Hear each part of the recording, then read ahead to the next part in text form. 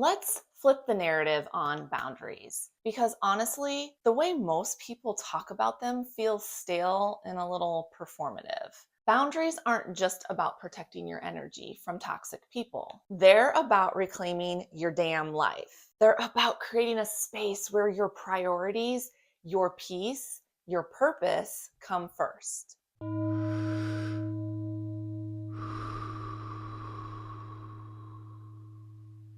Think of boundaries as the ultimate self-respect move. They're not about keeping people out. They're about keeping you in alignment with who you really are. Here's the deal. If you're walking around feeling drained, resentful, or like you're constantly bending over backwards to meet everyone else's needs, you've got a boundary problem, my friend. And it's not because you're too nice or too accommodating. It's because you haven't decided where your line is. Boundaries get a bad rap as being cold or selfish. But let me ask you this. What's selfish about protecting your energy so you can show up fully for the people and things that truly matter? Here's a twist. Boundaries aren't just about saying no to what drains you. They're about making space for what lights you up. You can't say yes to your purpose if your calendar is packed with shit you don't even care about. You can't live life of alignment if you're constantly abandoning yourself to keep others comfortable. And you sure as hell can't feel at peace if you're carrying the emotional baggage of everyone around you. Boundaries are your way of saying, I choose me. Here's the hard truth. People aren't going to love your boundaries, especially if they're used to you having none. They'll push back, they'll test them, and that's because your boundaries are disrupting a dynamic that worked for them. But guess what? That's not your problem. Your job isn't to keep everyone else comfortable. Your job is to stay in alignment with yourself. And if someone can't handle your boundaries, that says more about them than it does about you. When you set boundaries that align with your values, something magical happens. You stop operating from a place of obligation and start moving from a place of integrity. Let me give you a real life example. I used to say yes to everything, every favor, every invite, every project. And guess what? I was freaking exhausted. I'd abandoned myself in the name of being nice and reliable. But when I started saying no to things that didn't align with my values, something shifted. I stopped running on empty. I had more energy, more clarity, and most importantly, I felt like myself again. Boundaries aren't about control. They're about freedom. Freedom to be who you are, freedom to live in alignment with your purpose, and freedom to stop wasting time on things that aren't meant for you.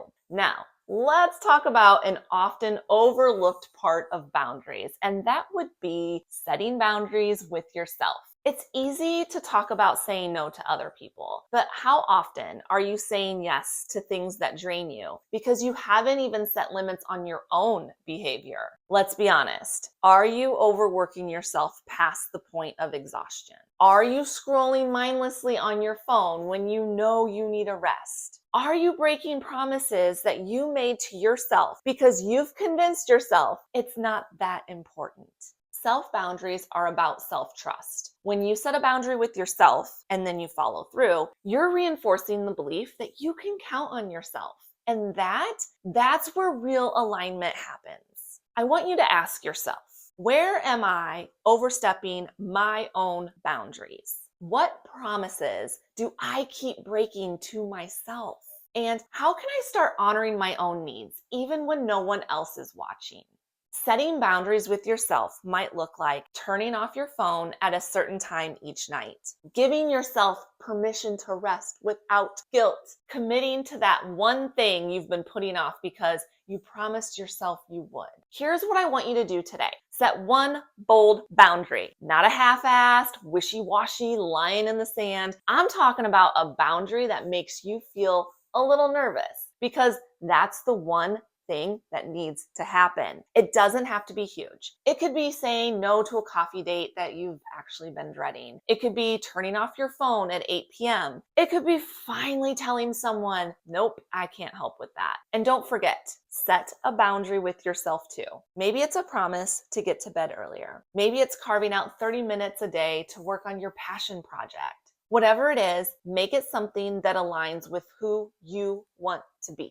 Ask yourself, what's one thing I've been saying yes to that feels heavy as hell? What would shift if I said no? What boundary can I set with myself today that shows I'm serious about my own growth? Here's the kicker. Once you set that boundary, don't move it around to accommodate everyone else. Boundaries don't work if you keep bending them to make others happy. Go set that boundary, protect your energy, and watch how your life starts to shift.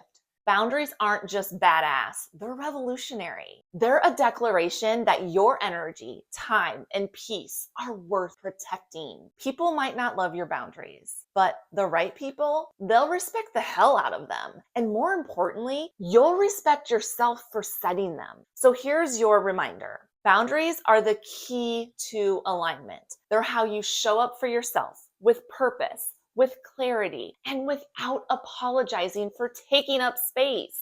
Go set that boundary, protect your energy, and watch how your life starts to shift. If this resonated with you, hit that like button and subscribe for more real talk on living in alignment with your purpose. I want to hear from you. Drop a comment below and tell me, what boundary are you setting for yourself this week? Let's hold each other accountable and make some real shifts together. See you in the next video.